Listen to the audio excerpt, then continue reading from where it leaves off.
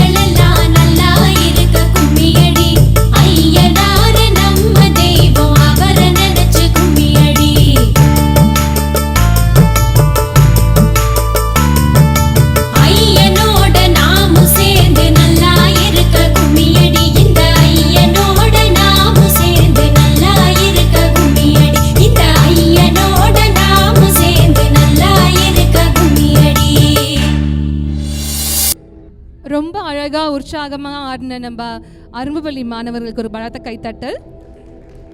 கும்மியை இவ்வளோ ஆர்வமாக அழகாக ஆடிட்டாங்க.